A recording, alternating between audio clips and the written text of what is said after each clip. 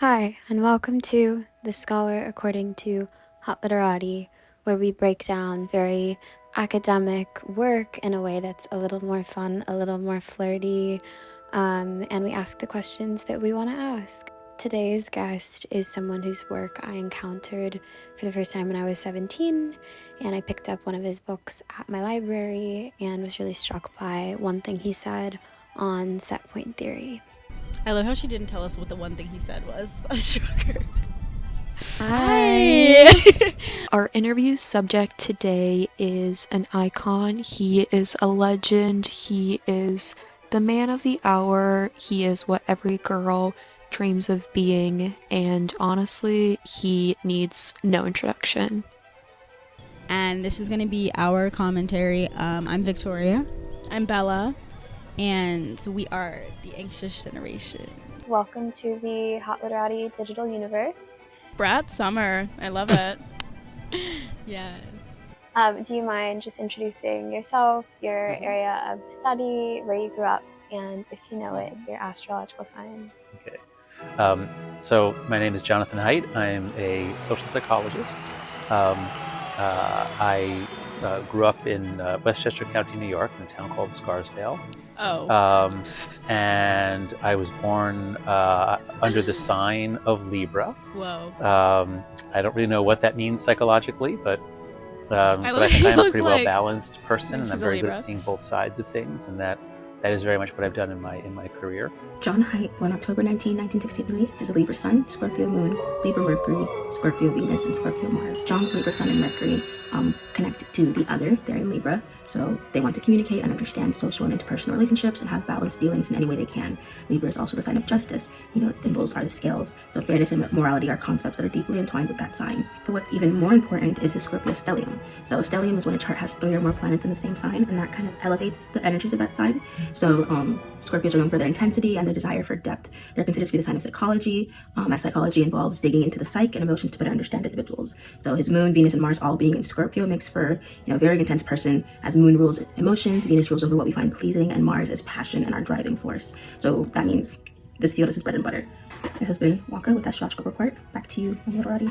I study morality, moral psychology, which has led me into the study of politics and religion, and now also adolescent development. And I'm now a professor of, my official title is Professor of Ethical Leadership at New York University's Stern School of Business, because in business schools, everything has to be about leadership. And ethics, question mark? When's your birthday? October 19th.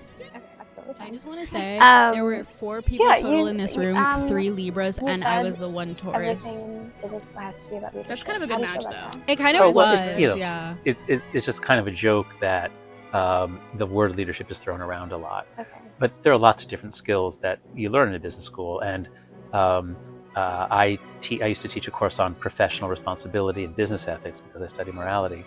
Now I teach a course called Flourishing, which is more relevant to our topic today. It's about how to enjoy your life. If you're going into a career in business, what's all the other stuff you should know about how to have a good life? It's beautiful. I want to return to that and make a note. But first, it's meme hour. Okay, this is where it gets crazy. Since your most recent book, The Anxious Generation, is about social media and technology, as a member of Gen Z, I'm 23, I was a 2000s baby. I grew up with the internet, for better or worse, for better and worse. And one thing we talk about a lot, because Hot Literati is a very digitally entrenched community, is that the internet is also really fun sometimes and really funny. So we want to show you a few memes that we handpicked. All right, I'll get my glasses and let me see. I love memes. I love humor, and I actually love the internet, memes, despite I what love some people humor. think. Okay, good to know. So this first one is about, this blew up on TikTok. It's very derivative. It has layers. It's called The Thought Daughter, THOUGHT. Okay, the thought daughter. Your parents got confused and chose thought daughter. So now every birthday you cry. Don't understand. Parents chose thought daughter, but got confused and had pot daughter, who became dependent and turned into no thought daughter. So she quit, went to therapy, and is now distraught daughter. What's it like to be a thought daughter? So wait, I'm sorry. So just make sure I get this. Yeah. The idea is whatever your parents were thinking about when they had sex is what you become. Like, I don't get it. I must be missing something. Okay, no, because there are layers. It's like such a derivative All right, name. please explain it to So you're familiar with like man on the street content. me. Just you interview people like Jay Leno used to, and they usually seem stupid. I feel like TikTok has gotten like a decent amount of smart people too. Okay. I've been like man on the street a couple times in New York. They're everywhere in New York. Okay. But there was a man on the street question that was like, are you familiar with thought, the acronym like THOT? No. It's like degrading towards women. It's good that you don't know it. Okay. But basically there was this like man on the street question that was like gay son or thought daughter. And people would choose. Would you rather have a gay son or a trans? Wait, really quick. Would you rather have a gay son or a thought daughter? Both, and I want them to be twins. It's And an I want both of them to acronym be that trans. stands for Yes, and identical, natural to be clear. overpair. Oh, okay. And it's like a year old. It's years old. But someone made that a man on the street question, and then the internet just ran with it, started like folding it over. It became like thought husband, THOUGHT, like having a husband that just like philosophizes like all the time. And then it became like thought daughter. And Hot Literati is like full of THOUGHT daughters. I was gonna say that's this like is a meme that actually our brand. interns chose, and they wanted to know what your opinion was on it. Shout out the interns. Oh well, if it's saying that some people are deeply philosophical and reflective and therefore less fun, that's kind of what my wife says about me these days. So I guess I'd have to say I approve of it. And so then, as a joke, I guess I would say I don't really get the humor because it's like, yeah, it's pretty good to be that. Fair point. Also, fair I'm point. 60 years old. I'm probably not going to get a lot of these jokes. Oh, you don't look 60 at all. Thank you. Okay, the interns also chose this one. This one was beyond me. Girls Own the Void. Okay, beware male artists Have you seen making that? I artwork haven't, about no. emptiness. I'm not on Nothing TikTok like I used to be. not I am on belong TikTok and I to haven't you. seen that. So, Maybe I'm not plugged males in. can't claim nothingness I'm on because Reels, nothing, which is emptiness embarrassing. does not belong No, to it's you not. Own men, it. I I suppose. love Reels. So all of these artworks by men are bad. Girls own the void. Back off, fuckers. So I can only I assume love this is his, just like, a reference to processing the shape of voice. genitalia. Is that what this is? What? That's such What an is this? abstracted. I'm like impressed. It's pretty My literal mind in didn't my go there. mind. But what is it? What would it mean? Girls own the void. I think there's probably a correlation with like Sylvia Plath, Tumblr, like girl depression internet, like only girls own can feel the extreme nothing. emptiness. Exactly. Wow, I think a lot of boys say they feel nothingness too. So I guess I don't really have a good sense of humor here. I'm like, yeah, sure, girls are feeling empty, boys are feeling empty. I think it's pretty. I can't say co-ed. That's an old word, but I think it goes with multiple genders. The void is This shaped one like a was penis. specifically Negative taken from space Tumblr, is which I think phallic. says a lot about Put it on a It's a more shirt. female site, right? Freud would be so happy. So this one was new to me. Blue light stare versus lead paint stare. Actual lead paint stare, because this is how old people really look at me. Okay, especially when I had blue hair and a full face of makeup. Lead paint stare. Old people, Republicans, lead paint. So, actual lead paint meaning if I had been exposed to lead paint as a child and it warped my brain, this is what such a person looks like, and they just stare. Is that what the meme is supposed to get at? I think it's Yes, like John. intergenerational commentary. So it's like there's like a blue light stare, like when someone who's like a member of Gen Z like stares at you. There's like a lead paint stare. That's when like an older person who grew up in the era of lead paint stares at Oh, you. Like, interesting. It's like old people's brains were exposed to lead, and that makes them weird. And I would say young people's brains were exposed to TikTok, which is probably worse than lead. Oh, But that's just a that's thought. Whoa. It's going to depend on the person. I feel like apples and oranges, kind of. no, that don't was know. an Then- insane comparison. I fear. So this one is actually fairly recent. People have gotten canceled for this meme. Oh, I'm not sure I want to talk about it, but let's see what it is. We won't get you canceled. Why is No that, John? cancellation Promise. in Hot Literati. So this is like, would you rather be left alone with a man or a bear? Oh, I heard about this one. Yeah. I read about it in the newspaper. Mhm. You had to leave Maryland in the woods with a John. man or a bear. Ask my boyfriend if he'd choose to leave my 4-year-old daughter alone with a man or a bear. And so what was it? A comment on my reaction to it, or just the meme in general? Like, what do you think? What do you think it says about culture right now? Oh well, boys and girls, males and females are moving apart, and they're moving apart politically. They're socializing more within their sex.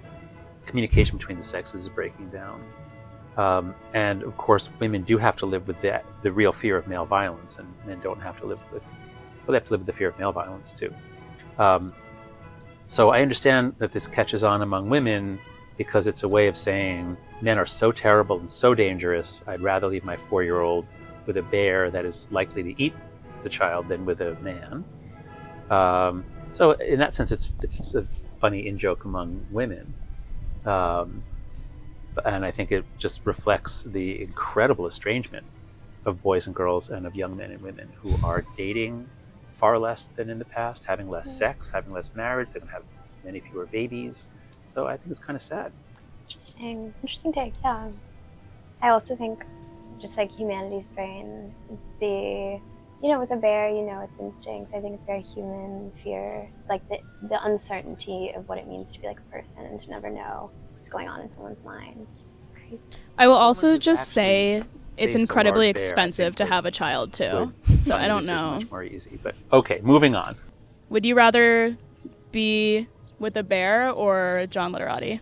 Yeah. If I knew it was like 24 hours, then John for sure. We'd kiki it up. But like, are we going to be trapped in the woods for the rest of our lives? Right. I'm like, so I'm excited to get into the rest of this. Okay. I think also it's time that we change our filter. Okay, meme hour is over. Okay. Now that was tough. We have some questions about the youngest generation. Okay. Questions sourced from our team.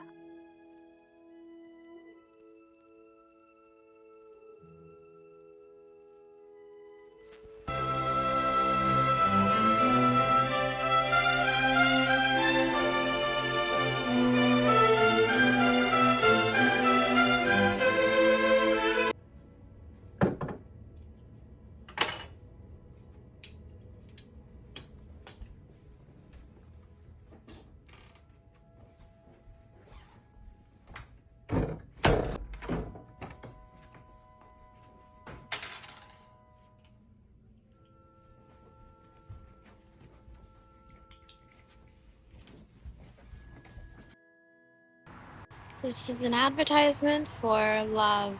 John thinks the genders are estranged. Clearly he didn't participate in Playgirl Spring when we learned how to decenter men so that you can enjoy them when you no longer need the validation of the male gaze. And now we're moving on to Lover Girl Fall.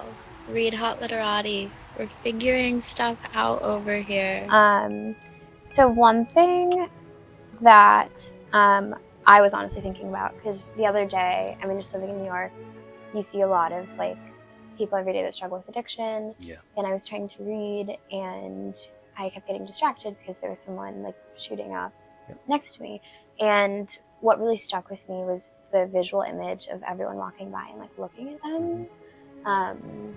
So and then true. Hours later, I was writing next to So my New window, York. and I, So like, New saw York. this person, like, running around Apathy. my neighborhood. And it made me think about this third party to addiction, this like idea of a voyeur. And I think that's what's so interesting about like social media addiction is we're kind of all participants. There's very real like economic stake in every industry in social media. It's like fundamentally changed the way not just children function, but like everyone in the world. And to me, it seems there's no normative voyeur to be like, look at what we're doing. So that's kind of my mental framing, like coming into this conversation. I think it's a very like human problem and not just generational. But I am curious what you would say to a member of Gen Z, someone our age that like. I feel like everyone is a voyeur and no one is. Fundamental kind of thing, I completely agree. Now, we just like have this problem in the world. You so have to be adults both. in this world. I think to be like a fundamentally real changed by social person, you Yeah. have to be both. Well, I'll try a thought experiment that I've been playing with recently. You tell me if this makes sense. Let's imagine 3 different places that kids could grow up. In World A, it's a minefield. It's literally a minefield. And there are mines everywhere. And kids grow up, and a lot of kids get their legs blown off. what would you be like as an 18-year-old if you grew up in that place? That's world one. In world two, it's a stage. From the time you're born to the time, there's an audience around you. It's like the Truman Show, except you see the audience. So you're always being watched, and people are applauding, they're booing, everything. You go to the bathroom, everything you do. What would you be like as an 18-year-old? And in the third world, there's privacy. You grow up with a small group of people who you become friends with. You have fights with them, but you come back together. And that's world three. And so my question is, does that resonate with you at all? That is, a lot of us professors, we see our students, they're afraid to ask questions. No, genuinely. They're afraid to disagree, really afraid to disagree with each other. And it's as though they grew up in a minefield. They've gotten their legs blown off so many times that they don't want to take chances. And we also see students. Is that like about so much in the cancel classroom, culture? I think so. Students tell us they're so I think cancel culture is the self-conscious, minefield. and it's all about photographs, and they don't seem ever to be fully present. They seem to always be. I just feel like all three of these possibilities are happening. So like, that I think is another way to grow up. So first, you tell me whether you think like literally, either those two literally shed some light on what it's like to be a 23-year-old member of Gen Z, or have I totally missed the boat on what it was like to grow up when you grew up? Answer, and I'll try to keep it brief because I have a counter question. Yeah, I think the first one is really interesting to me because it's definitely like a little bit dramatized because one of the biggest frictions or like dissonances with social media is the idea that your mind is doing everything and you're physically doing nothing, like you're physically stagnant, which is also crazy.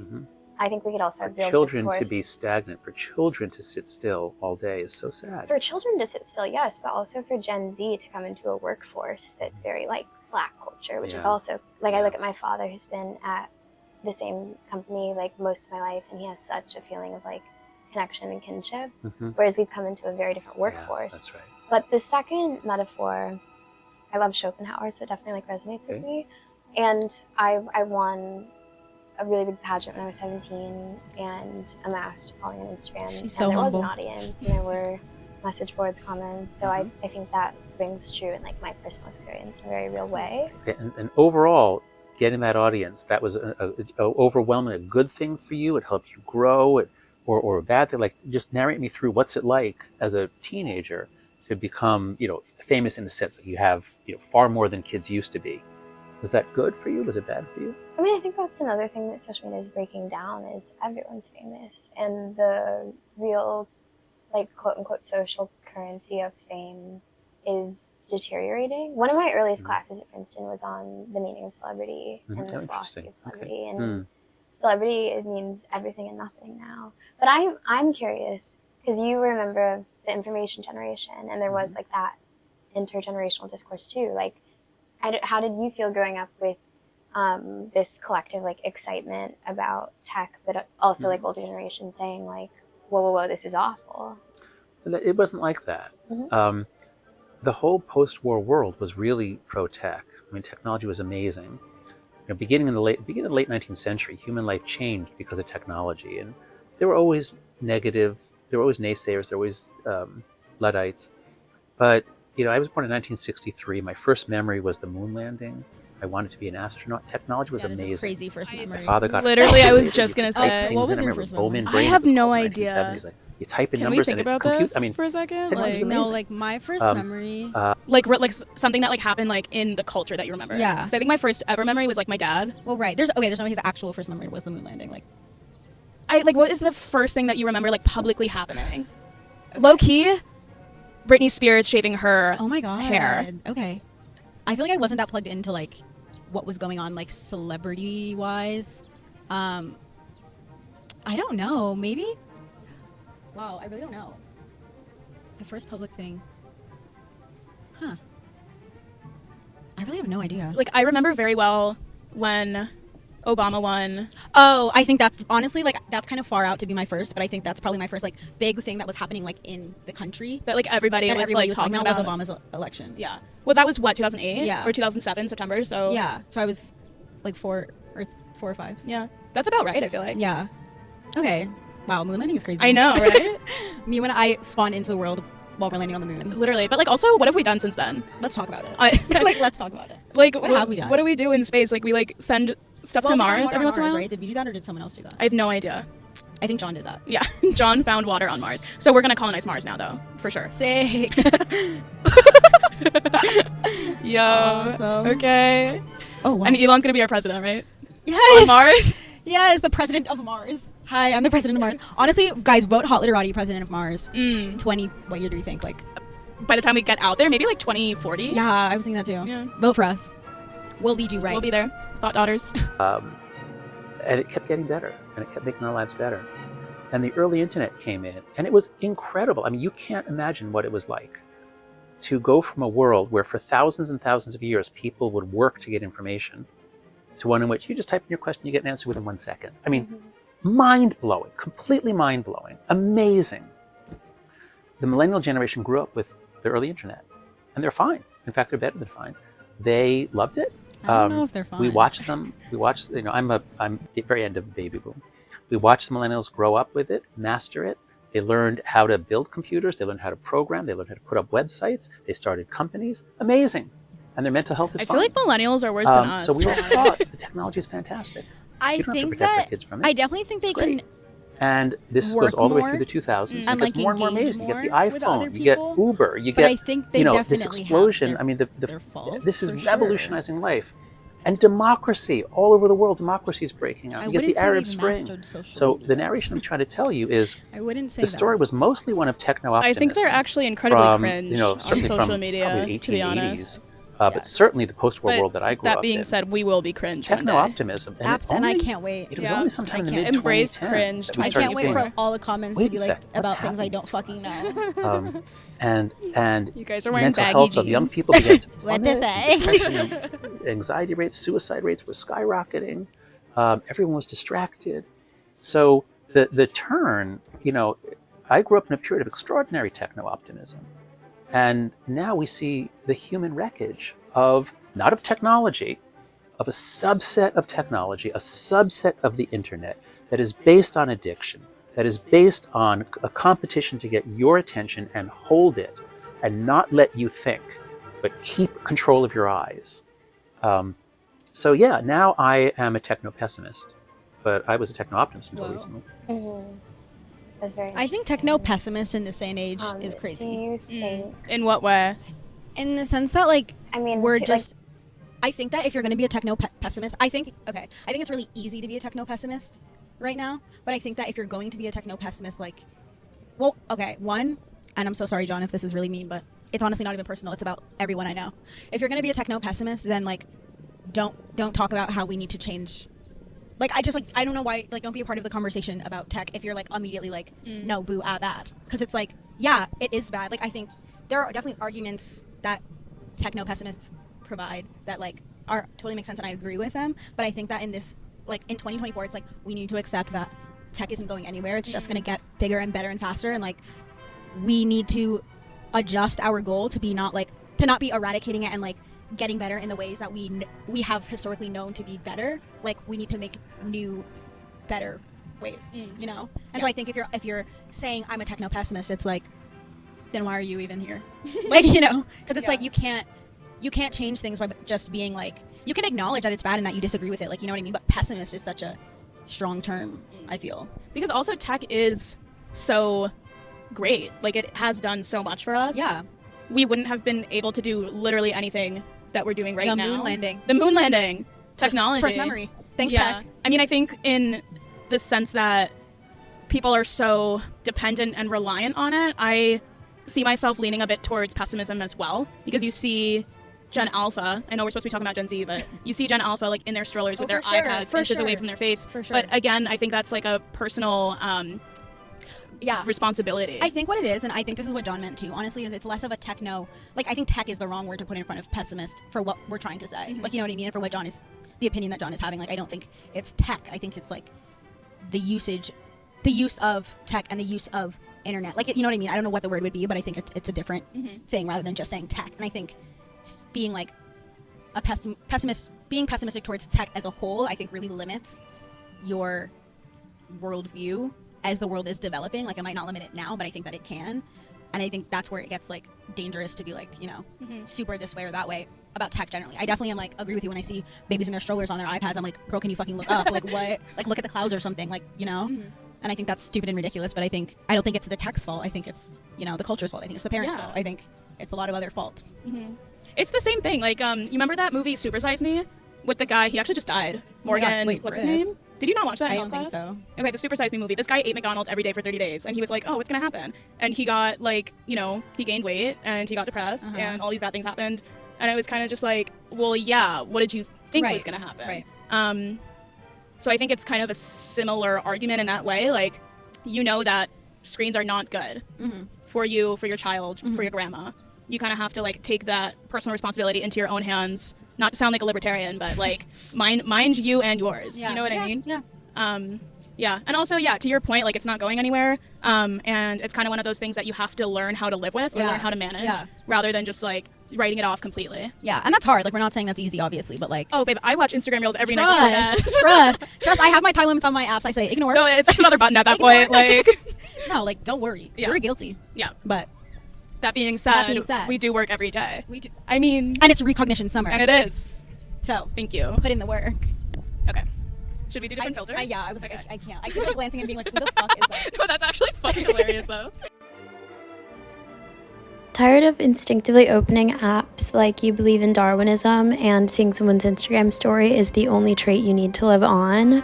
Well, we recommend Unplug tags. You need the tag to physically open like any app that you have blocked through their app. It creates friction in the process and is super helpful. You can use it to block like social media apps, dating apps if you're ready to meet the love of your life in the real world, or you can use it to block DoorDash if you keep ordering food at 3 a.m. and falling asleep before it arrives. Head over to hotliterati.com/unplug for 10% off your tag.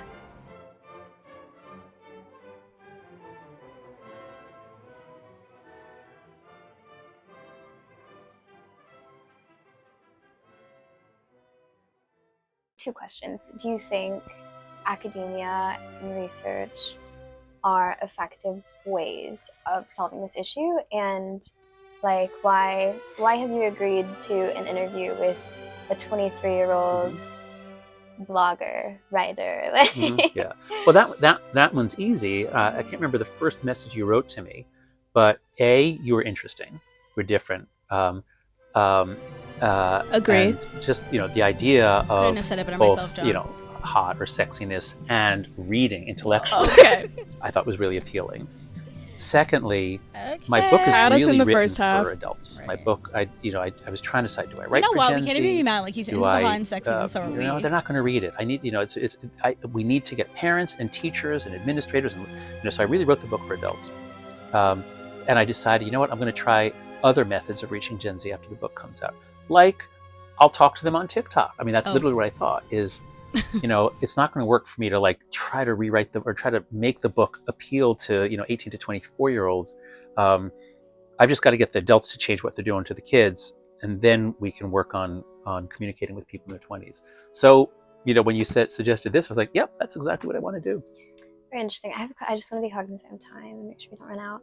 So my last question is, I mean, as someone who's been in the space for a long time, especially for how young I am, one of the craziest things about social media, in my opinion, in this form that we're literally doing now, is the idea of like economy, like profit sharing, because like you wrote a book, you're getting paid. Like we have to jump through loops and holes to monetize, and publishers are like leaning on people like us to sell their books.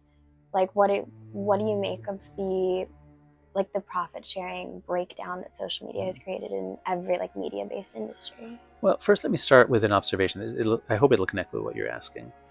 The old model of human existence was you become excellent at something, you work hard, you learn a skill, you do something that creates value for others. And if you're extraordinary at it, after many years, people start noticing, and then maybe you become famous as like the best violinist or the best archer or the best woodsman or hunter, whatever. So there's always the idea that you work and work and work, you achieve something, and then you write about it or you talk about it. And that's the way a real economy works, is people will pay for something that's useful. But social media put you guys in I a feel like we prestige know economy that to not where be true, though. it's all like about the we know the prestige. What matters is the meritocracy follower count. What is matters is your a influence. figment And of I've had so many Americans' students imagination. come talk to me. Yeah, You know what I mean? Yeah, I agree. I think also it's like when you even just like the way he just said it, like it's not possible to have one person like that. You know, to have these limited amount of people who are excellent at this one thing and that's all they do. One, because humans are more dimensional than that. They don't just want to do one thing forever. And some people do, and like obviously go ahead, but like most people do not want to do that. So like we already know that that's not the case. Also, I think that still in some ways functions in social media. Like I think there are people who are just really good at social media and they know how to like play with the audience. They know how to get views, but they also know how to stay relevant and like, you know what I mean? Like there are people who are good at that. And I'm not saying that that's necessarily like the most useful skill on earth, but like there are people who are good at it and that's how they made their career and that's how they're making money. Like, you know? It's so interesting because I feel like everything always comes down to marketing, and that is the one thing that will never truly die. Like when you go on the subway now and you go into like the newer cars, like with the blue seats, you know, it used to be that they had ads that somewhat like physical ads, paper ads that someone at some point would have to replace every once in a while. And now they have these screens, digital ads that someone installed once and will never touch again, provided that there's no technical malfunctions. So it's taking away that job from someone that would actually do the work of replacing the paper ads. But the thing that remains is that they're still trying to sell you something. They're still trying to market something. And so I feel like have we come to a point in such late stage capitalism that the only job that you can have is trying to get people to buy something else? Honestly, yeah. Yeah. You know what I mean? I really feel like we have. And I think, I mean, even John is coming, like he said, he's coming to Hot Literati, he's coming to TikTok to reach that audience. You know, he has whatever marketing he's doing for adults and whatever, but there are different audiences that people want to get, and so you use different ways of getting to them. And that in itself is like your marketing so that people will buy onto, your idea will buy onto like whatever it is. And I think it's really interesting to me actually that like, I feel like someone like John doing something like this with us, and I feel like this has like been a thing recently of like people of older generations like interacting with Gen Z and that being like how they like, I don't know, like it being like, oh my gosh, they're so cool for doing this, like, you know? Yeah. And not that it's not, I actually really love it. I think that like something, I do really love intergenerational conversations, which is why I love that this was like an interview and a conversation and not just like, I don't know, some like little like campaign thing. But so it's like, I do like it, and obviously it works on me. I'm sitting here being like, yes, I love it. But like at the same time, it is kind of strange to think about the fact that like, that's something that people have to think about and that's something that people have to do. And like, I don't know, it's really, I don't know, it's really interesting to me in that way. Yeah, and like don't get me wrong, I don't hate the player, you know? No, like absolutely, do what you John, gotta I do. want your book to fly off of the Like, shelves. literally. You know? The shelves. The shelves. Digital and physical. The shelves. I was gonna say something else. Oh yeah, I mean like it is so interesting too though, because the way that young people are targeted, and this is the thing that I always think about, and I'm so like too self-aware, like hyper self-aware of my youth and how valuable that is. Like it is such a finite resource, and once you lose it, it's gone. And there's kind of no way to stop yourself from doing that. It was the same thing with the millennials 10 years back when like everything was targeted to them, like hashtag adulting and girl bossing and like all of the like what we now call cringy is just that's like millennial core, you know? And it's the same thing for us now. Like Kamala just got in the race, like I'm coconut pilled, sorry guys, like my bad. But she's kind of like, anyways, her whole campaign is like, not her whole campaign, but a large part of her campaign is like memes. It's memeified. HQ TikTok account and like everything we just said will make so much sense. Kamala, if you're watching this right now, tell me your favorite song on Brat. Kamala, if you're watching this, collab with Hot Literati. Like, actually so fucking crazy. Kamala Literati. That would be so funny. The movie. But that's what, you know, it's like the same kind of idea. Like everything is so targeted to young people because we are like the driving forces of culture. I don't know, Gen Alpha, you're gonna have to, it's a tough act to follow. Yeah. You know? Yeah, I'm not gonna live up to us. I don't know. I feel like they're gonna do crazy Roblox shit. score, like. Honestly, I'm into that. I was gonna say, low-key, like I could see it. Wait, I'm into that. Sue me. Just the follower counts. What matters is your influence. And I've had so many students come talk to me for advice on how to be more successful. Successful at what? At getting followers. You know, they're like 19 years old. They haven't done anything except be on social media. Me. And so I think the prestige economy has lured you in. Again, not you. I mean, I'm saying in general, it offers a shortcut. The technology today offers shortcuts to kids. Shortcuts are terrible for young people. The whole point of childhood is to learn the skills that make you a productive, successful adult. And so the idea that young people are doing all this work to become influencers, they're not getting paid for it. What are we seems here for? appropriate to me. Like, what were we created for? Stop doing that. Was it to be do something to productive become and to excellent at produce? something. And then, if other people find it of Don't you talk value to in the Billie real Eilish? economy, then they will. They would get along. I mean, I I could see would it. push back on that notion a little Please. bit because I think, like, I do have young cousins, and like they, you know, they watch people on YouTube. They're like, I want to be an influencer. But I think, to your point of the industry that we've grown up in, and honestly, like the younger kids are growing up in now, like the attention economy is dominating. So it's only natural that they would want to grow up and do what they see as like making money. And I think we're back to this point of like fame is deteriorating. Everyone's famous, so the value of fame is kind of It's like not true. No, I mean, there's huge differences. Mhm. Some people are famous. Most people are not. What do you mean everyone's famous? like there's this wonderful paper from the American Sociological Association that pulls in some work by Max Weber, and like Warhol, what Warhol said about fame, and it argues, and it's older, it's like pre-TikTok, the paper, and it argues that like that Warhol's prediction was going to come true, and we're like past it. You have a viral TikTok, you know, you either make money from it or you just have this following and you don't, and it's like anyone can be famous. Everyone's famous for something. That is so sad. And there's such an like a hierarchy to what morning it means fame to be is famous. crazy. It's fascinating. It's Yeah, no, it is interesting, and it is, you know, one of the themes that I develop in the book. It's especially clear for the boys. You know, so what I say in the book is that, you know, girls have really gotten trapped in social media, and once everyone's on it, you can't escape. You can't get out because then you're alone. Boys are not as interested in social media, but they get trapped in video games and porn. And video games and porn give them a lot of pleasure without doing anything that will develop skills that will make them effective as men. They don't learn how to talk to women or, you know, whoever they're attracted to. I know we love an inclusive cave. But it's a shortcut to pleasure, to feeling good. And again, what I'm hearing from you is when you hold out for kids the possibility of getting famous without doing anything, I feel like your generation, you're in a kind of a closed world. Like That a is an black interesting hole point. Value doesn't come out. I keep waiting for members of your generation to like write something that, or do something that is like really interesting to the rest of us. I keep waiting for members of your generation to like write something that, or do something that is like really interesting to the rest of us. I have a comment on this because when he said it in the interview, I was like, what?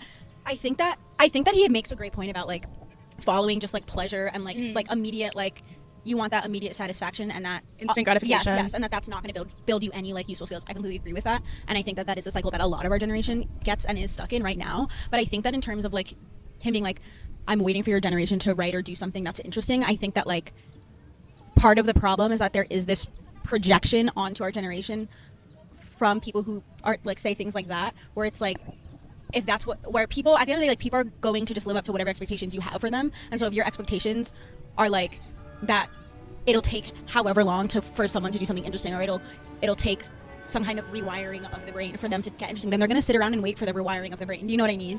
Like, and I think that like that is such a, I will say, like, that's such like a comment that like my mom would make, like, you know, like it's such, I get where the comment's coming from, but I also think one, maybe it has to do with like your interests, like, you know, maybe your interests are just not as relevant to what people are talking about now. That doesn't mean that what they're talking and writing about and doing is not interesting, you know what I mean? And I think also, like, I think people aren't willing, I don't know, I think some people in older generations aren't willing to go and look for younger people who can kind of match their energy.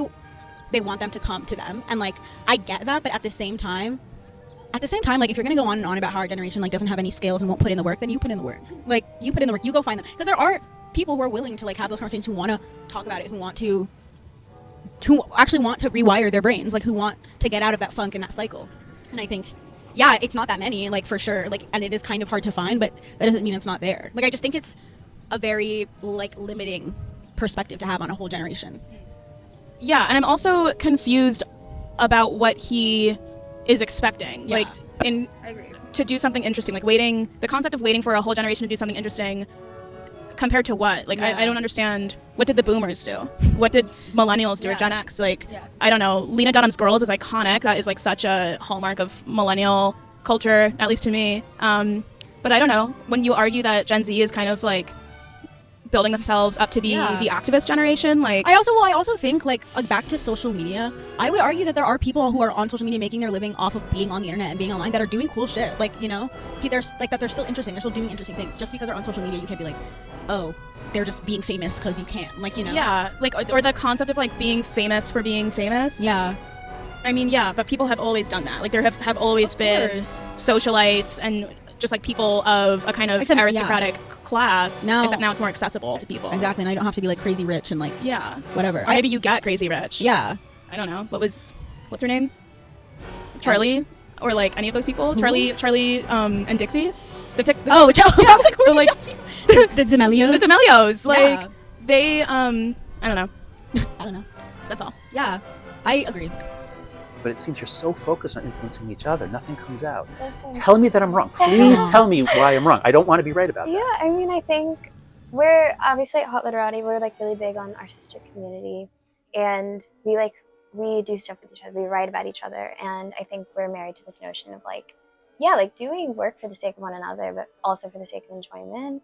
Okay. And with our like summer That's campaign legit. we are very pro like being in the world and not being online. So tell me more about that. What do you mean being in the world, not online? But 'Cause this is all about I online hate stuff. when men talk to young women like that. I I'm wanted so sorry. to say like, that. I think the it's problem just is condescending. that because of the Also, what do you mean attention this is all about online fame is stuff? positive Did you is even the read goal Hot Literati? Yeah, for that's everyone. right. I don't That's think right. fame Like, should when? ever be a goal. I don't think money should ever be a That's direct right. goal. I think people, I think people are disconnected from this very like ephemeral question of like purpose and what it means to find like a purpose and something that they love doing. Yeah. And I think like, in my opinion, that's the saddest thing, is that there's no silence to think like, who am I? What do I love doing? Like, what makes me wake up in the morning and think like, yes, you know? Perfect. I love that. And that even suggests an additional world that you could grow up in. Imagine that when a baby is born, you put on goggles and headphones and there's stimulation coming in all the time. They never have a moment to think. And then you reach 18 and what would you be like? Yeah. So, sorry, that's not exactly what you're talking about. but your point about a moment of silence and stillness and being in the world. Yes. And we have for Recognition Summer, we have a set of rules that are to promote like stillness, to promote being in the world. Like Great. I myself have spent like 4 hours watching the sunset and doing nothing else this week, you know? Like we're very Did your phone call to you? Did you ever feel like, I want to check this? I've done a lot of work over the past 4 or 5 years myself to have good boundaries. Good. But I think, do you have anything else you'd like to add about your book, your research? Let's see. About the book. Yes, I definitely do. So, my book, I'm making the argument that Gen Z was overprotected in the real world. You should have been let out and given a childhood and given adventure and given thrills and given risk and given time with your friends. I think I had a childhood. Yeah, I was gonna say I don't know about that.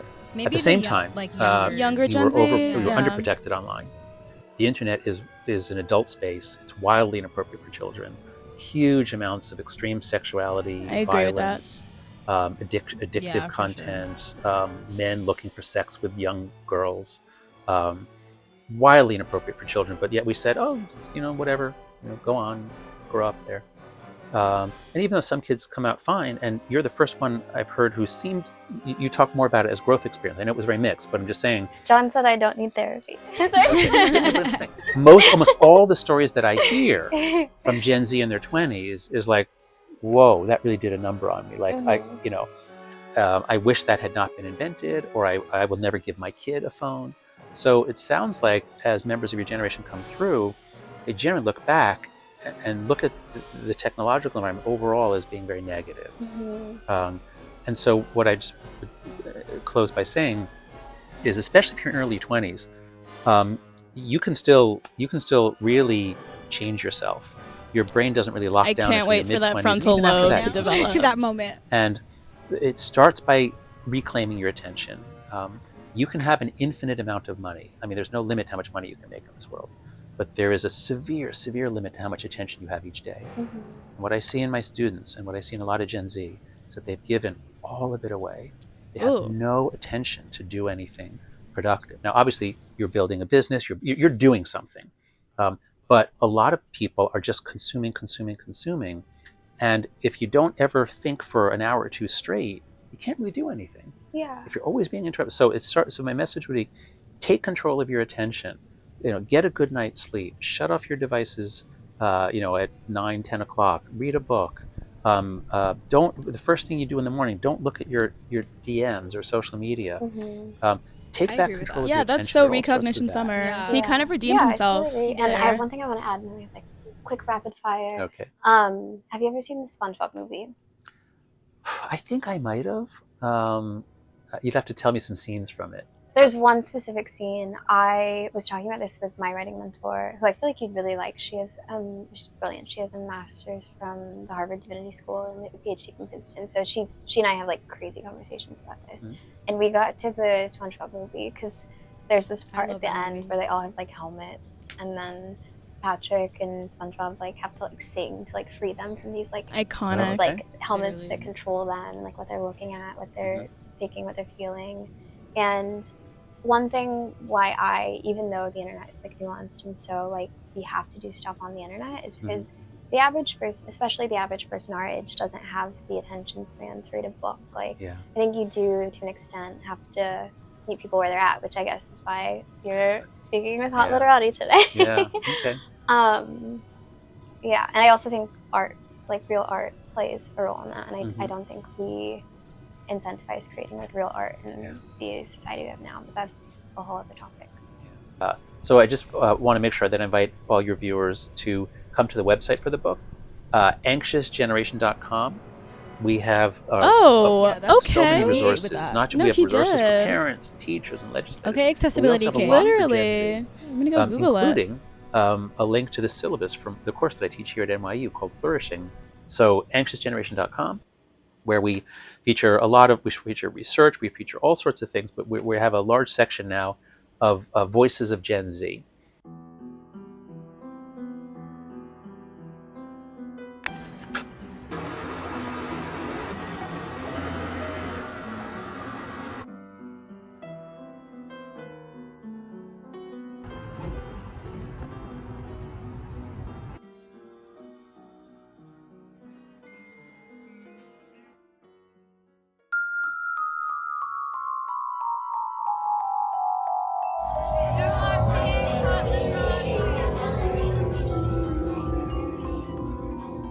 It's not really rapid fire.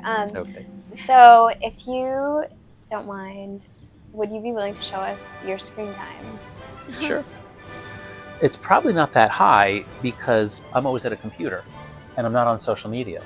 So there were like so I'm curious. That's a good like question. We should all look at our screen monitors time. In his office say that we're all like Screen on time. open on like emails, documents. What do you want to see? I was like, you are busy. The daily average is an hour and 38 minutes. Oh wow, nice. For this current That's week. nice. Nice, John. What was it? I don't want to Goals. say what mine is. Oh, wait, It's you have to really go. embarrassing. Does this include your computer? Mine, No. I think for just my phone is presume probably this like is 4 No, it hours. couldn't be because Mine I'm is on like my 6 computer. hours. many But with hours like a day. with So computer, the previous week it was which 238. half the time just be watching like Netflix or Hulu. That 2 shit hours. is so So crazy. it looks like I don't watch I'm spending between an TV hour or 45 and movies, 2 and a so half. That's good. And you down. what's it on? It's mostly on the New York Times, YouTube, Gmail. Because I don't like to type or dictate on a phone, so I do everything on a computer. Are you on Okay. YouTube Does Shorts, that strike you as John? low? I like to believe that it's low. Yeah, but it's, Be real. it's not accounting for the whole Apple ecosystem. Right. No, that's So true. it's- That's true. But on my computer, I'm not watching TikTok. I mean, I'm writing, I'm reading, I'm doing email. Okay. And then this one, would you? I will show you mine. Would you be willing to show us the last 5 photos in your camera roll? Let me take a look. Okay. I think they're probably going to be pretty boring, practical things. I certainly want to check them before. Well, I can't show them.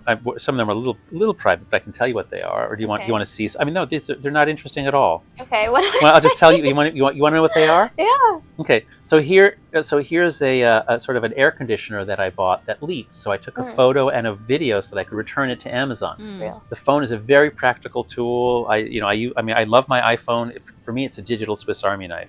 Oh, here's a receipt that I had to send to somebody to ask, was this your expense? Here's a trash can that I saw that I took a photo of because my wife and I need something that might look like It's that. a nice looking treasure. So That yeah, I is used, and real here's somebody that I met. I wanted to adulting. remember That their is name. Not gonna lie. So that's so it. real. It's like really boring practical stuff. Here's a photo of my car with an issue. It's all practical stuff except for photos of my dog and my children, which are very cute. Aw. So here, A I'll just family show you. That's man. my daughter being a ham, Aw. putting on 5 pairs of glasses. And here's my son's high school graduation. So yeah, I mean, again, the phone's an amazing tool, Yeah. but I'm not addicted to it because I'm not on social media. Yeah. Okay, wonderful. So these are mine. I'm a little embarrassed with this first one. This is my desk. It's Okay. very like 23-year-old female entrepreneur. Okay, let's see what it looks like. So yeah, we have like part of the Apple Nabokov. ecosystem. I love Nabokov. He's one of the best favorite- writers in human history. The name changed my life. Oh wow! Favorite Wow. book by him. What's your favorite Nabokov? Well, actually, Ada or Ada. I'm not sure how you pronounce I it. haven't read that one yet. It was the first one I read, and it just really hit me at a time in life when I was in my late teens, early 20s, that it just really blew me away. Yeah, I do one of his books a year. I'll do that one this year. Hmm. Yeah, so girl desk. Okay. This is my friend Merlin's dog, Energy. Oh, adorable. Energy. What a sweet dog. This is me with my first computer at 5. Oh, really? Yeah. Wow. It's my webkin. Oh, what computer was it? Oh gosh. It's like can't read it, but okay. Yeah, I remember when they And looked like that. This is one of my dogs, Daisy. Oh, She's adorable. Yeah, with a Mm. tennis ball. My dog loves tennis balls. This is me with your book at a club. Oh, very cool. Have you Oh, ever- very cool. Have you ever been to Lebain? Lebain, no. I'm too That's old for so these funny. things. You Tell me, ever what is go? Lebain? I went there Don't last get weekend. There was a This pool weekend. in this Well, club? don't get in it. And why not? No Just- one should. Okay. Yeah. All right. Never mind. Okay. And then Should we last do one, our last little bits 5? For you. Oh my Okay. god, yeah. We're we very should. grateful that you All joined right. us Wait, today. this one's funny. Well, let's see what it is. Wrapped in what pages of a book that could either be very know cool what or book this is? sacrilege. Hope it's not one of mine. No, Okay. that'd be crazy. Dolly shortly replied herself. No, I don't know. What book is this? Anna Karenina. Oh, okay. With lipstick on it. Mhm. Now, whose lips are these? It's a hot literati code. Oh, You know, we had the, okay. That works. I like that. Okay, Oh, and a I'm shirt. not even gonna say anything. John Literati. Oh my God, I'm really part of the club. Let me show the camera. Look at this. Look at this. And I don't know how you know how big I am, but actually, yeah, but that will fit. Estimated. I That will hope so. fit. It's And on it's the back, vintage. it says Scholar, which I assume is just because is there's, that the brand or there's is one that? more thing in here. No, you chose that. Like you. We Okay. are presenting you with. You A are hot now literati- a certified a scholar according to Hot Literati. This is Congratulations, Professor Sean. Jonathan Haidt, outstanding contribution to this community of hot, cool, well-read people. What a great thing to be honored for my books to contribute to your community. So very good. Thank you. I accept. Thanks so much for watching. Enjoy the Hot Literati digital universe and beyond. Thank you so much, John, for being a good sport. My pleasure. Okay. Yeah, that's all. Bye. Final reactions. John, if you're watching this, I don't want you to think that we came on too hard. It's all in good fun. I am kind of interested to read his book now. Mhm. I do want to read it. Mhm. I don't know. I think a lot of what he talked about resonated. Yes. It was very interesting to hear. Also, I don't know. We talk about voyeurism a lot. Kind of feels like a voyeur Yeah. sort I of was gonna situation to like say. pathologize an entire I was generation. gonna say. I know that that's nothing new. Interesting also though when it's someone from an older generation because I feel Yes. like they're always inclined to be more critical. You know, everyone is like always Yeah. like, you know, we're the best. We kind of joked about it here too. Yeah, Like Gen Z is yeah. the best. I don't know. Yeah, I honestly, it's weird. I feel like I either completely disagreed with him or I completely agreed with him, Mhm. which is interesting. Because honestly, that's how I am with my parents. So that makes sense, I guess. He was giving very much like dad. Yeah, oh, you know. yeah. Like you know when your dad says something and you're And like, oh, dad. yeah, it's Just like, like, oh, that. John. You know? Yeah. I agree. That was definitely the vibe. But you know what, John? We're so glad that you spoke with us, and we look forward to seeing how you. And also, one thing you did get right about this generation, and by this generation I mean me, is that I am anxious. I'm very anxious. I'm on anti-anxiety medication. So you were right about that. I don't know if it's because of social media specifically, but that could definitely be a factor.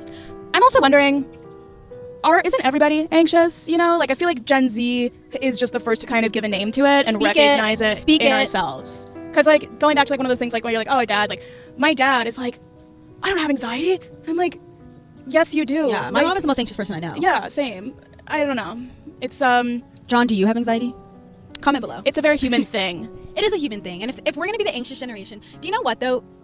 Being the anxious generation means that you are thinking to some extent. You know, so at least Overthinking for sure. At least it's not like we are like the brain dead generation. I will say, I do think unique to Gen Z is overthinking, but overthinking about ourselves, and I think that is the fault of social media. Because we are so wrapped up in and just like constantly thinking about upholding some kind of performance of ourselves on social media, and like how can I kind of like maximize my coolness factor or whatever it is via Instagram stories. Be, like, totally fucking sick right now. Literally. I'm in DC. I got here last night around 9:30. I leave at like 4. I'm here for literally like 6 hours, and brings back a lot of memories. Not DC, but like being in a hotel room alone. Because there's this part in the interview, if you've made it this far, where John's like, she's different. Oh, thanks, John. And in all seriousness, like, super flattering of you to sit down and do this interview with me.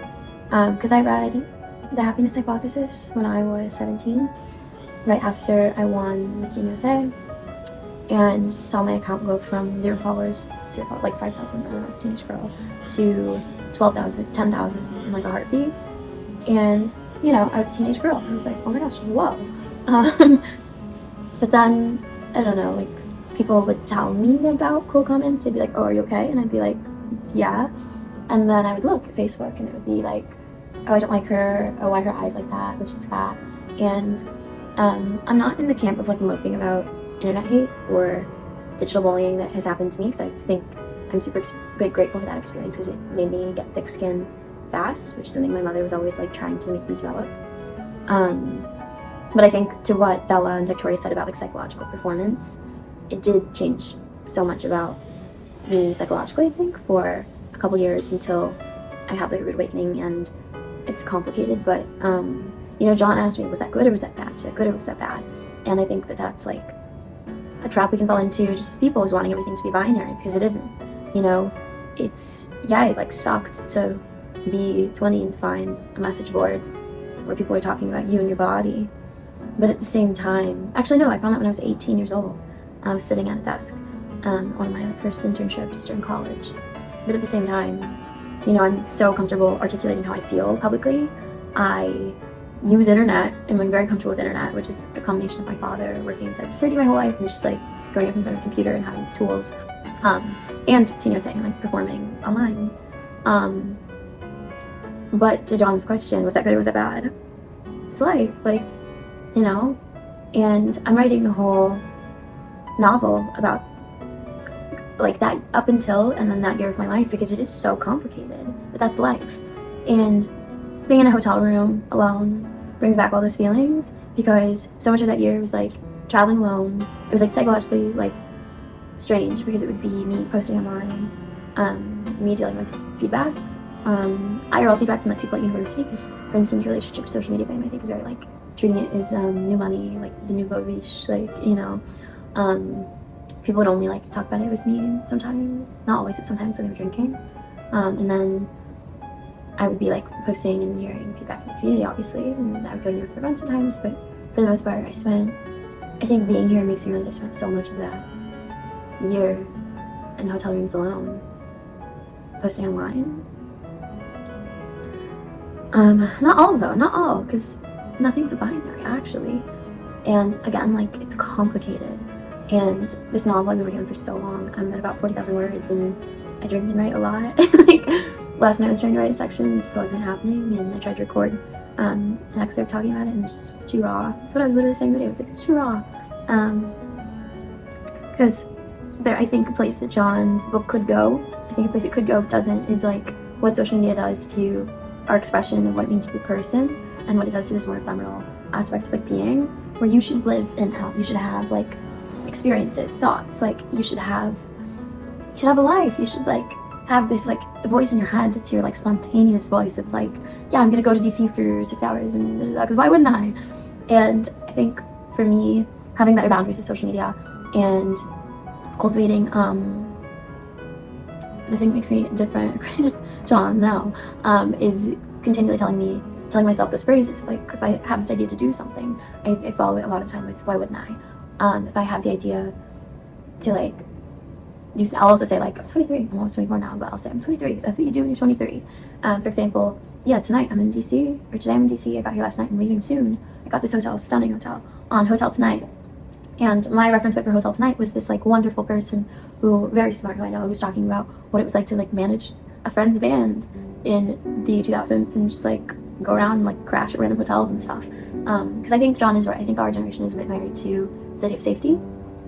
But again, like, that's what a good life is for me, I think, is like pushing my own boundaries, doing things, like saying yes.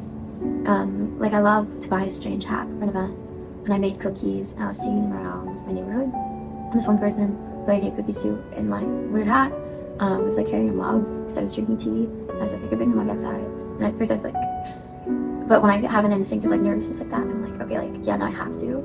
And he was like, you're having a day. And I told him, I'm having a life. You know, I'm having a life. So there's also this part at the beginning where John says he teaches what it means to have a good life. Now I teach a course called Flourishing, which is more relevant to our topic today.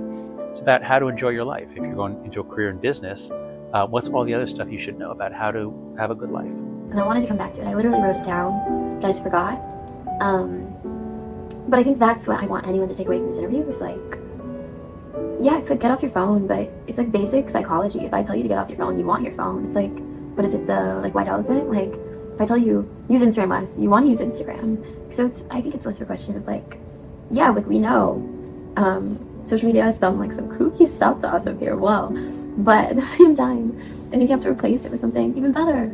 And a good life to me, I think that's what we should be thinking is like less, and this is a big part of Unplug's message, which I do like them so much as a product, and I love like the conversations we've had with the founders, and I do recommend them if you need like actual help making the system of opening those apps harder.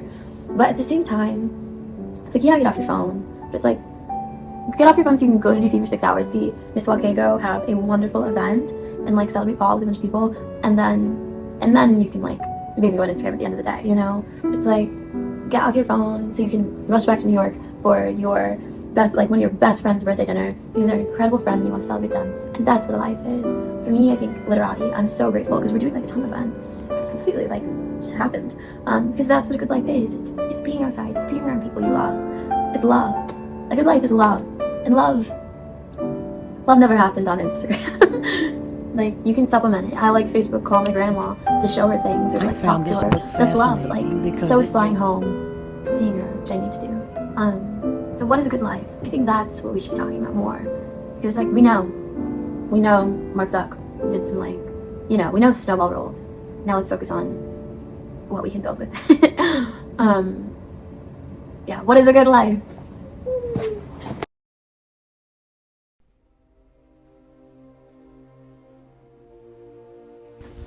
A good life. To me, a good life is one where you fully recognize the divine construction of the universe, and you know that life is happening from you and not to you. I think what makes a good life is deep connections with people and vulnerability. I have found that the more vulnerable I am with myself and with other people, that I'm able to form deeper connections with them and with myself. And it is a very nice feeling knowing that I am loved as I am, because when I show up as my authentic self and I'm vulnerable with people, the worst that they can do is not get along with me and not want a relationship with me in any type of fashion. But I have found that when I am vulnerable and I am truly myself, that the relationships that I have formed from that have been some of the deepest that I've ever had in my life. Being able to run, being able to walk. Means having friends and spouse and family that you can love and laugh with. A career that challenges me and makes me feel good about what I do. And having healthy children. It means not laying your head down at night full of regrets. and living the way that God intended and being obedient to Him. Loving and forgiving others, even though sometimes that can be very difficult. Being grateful for what you've been blessed with and staying humble. Taking the time to enjoy God's creations. Being able to breathe fresh air and lay in a warm bed. To me, what makes a good life is being surrounded by supportive and just good energied people, whether they're friends, family, people you just walk by, meet randomly. I just feel like we're living in a time right now where just surrounding yourself with positive and just great people is very necessary, and I think that's what makes a perfect and really good life. What do you think, what's your idea of a good life? Like a good life or like my ideal life? Your idea of a good life. My idea of a good life? I don't know, like having someone there, like having, a person that you can support and feel supported by, and then like having a community that you can support and feel supported by, and having a reason to wake up every morning that is genuinely fulfilling, and like you feel like you're doing good for the world, not just for yourself, I guess. And I don't know, being comfortable. You don't need like a freaking huge house or like a boat or anything. Just like be able to be comfortable with you and your family and provide for the people you need to provide for. Yeah. I think a good life is a life just lived really hard. So you fall in love and you spend as much time as you can with the people you love, and you make art and learn whatever you can. And I think it's also full of things that have the power to devastate you. So there's mistakes and embarrassment and losing your most beloved possessions and your pets. And I think it's also the in-between. It's, laughing with your friends or doing dishes and going on a walk or reading a book, hearing a new song. And I think it's noticing those little in-between moments as well. So it's big and small and in-between experiences just stacked up against each other until they create this domino effect of a life full of a lot of fun and a lot to lose. What makes a good life is a good support system, and no matter if you have like a good job or like a good surrounding system, always people that love you and can support you through anything. That's what I think it is. Can you rephrase the question? What's your idea of a good life? A good life? I try to not to put like too much pressure on like the specifics of a good life. I think like in the past, even in like high school and middle school and stuff, my philosophy has always been like trust your future self and just like focus on understanding yourself. So like whatever makes future Melody happy in those circumstances will be a good life. A good life is to live. I remember sitting in front of a computer screen setting goals for my life and deciding that someday I wanted to move to New York, because a computer's media and what we find on the internet is media. And for me, the Google search engine was the beginning of the rest of my life. And now I'm halfway through Ada, John's favorite book by Nabokov, which is also media of some sort, right? And I can't help but notice how all of Nabokov's books are about scholarly men who've made careers out of being scholarly men. We need good representations of media, of life, to set dreams for our own. So John, I want to thank you for joining us. I read your book, The Happiness Hypothesis, at the beginning of a tumultuous time in my life, and some of the suggestions you make for a happy life got me through the 2 really strange years of my life that I'm still writing a novel about, and your advice still floats into my mind today. In the book, you use religious wisdom, even though you're not religious. Well, I am. I'm religious and I think uniquely playful about it, or so I've been told, but it's because I believe in a fun-loving God. Ecclesiastes 3:12-13 says, I perceived that there is nothing better for them than to be joyful and to do good as long as they live. Also that everyone should eat and take pleasure in his toil. That is God's gift to man. Ecclesiastes 4 is about toiling alone, how it's an unhappy business. Are you happy sitting at your office with those 3 screens for 8 hours a day? I'm thinking about your last scenario, the one about the Matrix, and this professor I had at Princeton, Alexander Haiman, who was one of the writers on the Matrix remake. He's the only writing professor I've ever listened to because he never told us what to do. He just emphasized over and over that your character has to make decisions to feel real. I think there's a lot of value in your mind and your contributions. We did give you a certificate after all. That I think we have to make a decision toward optimism for a better, more fun future, for a future that makes us wake up and go, yes. There's a Dostoevsky quote about God laughing at us in the Brothers Karamazov. In the same book, there's a quote I love about love. In a book of Charles Bragg paintings I got from a painter I once dated, there's a Kant quote that says, "The biggest tragedy is that God is a comedian we're all afraid to laugh with." I laugh, I laugh, I laugh. With others, I toil together. That is why I pushed for an in-person interview. We have to fight, not just to be offline, off Instagram and TikTok and email and the New York Times app, but to be in the same room. And we have to wake up, and we have to look forward, and we have to choose to laugh along. John, I hope this made you laugh.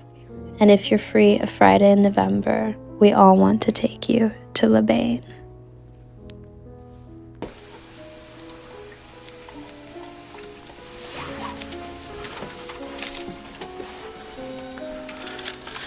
Eating sour straws and playing Webkins on Christmas morning doesn't get any better than this, right? That's right on. Oh, it gets better? How?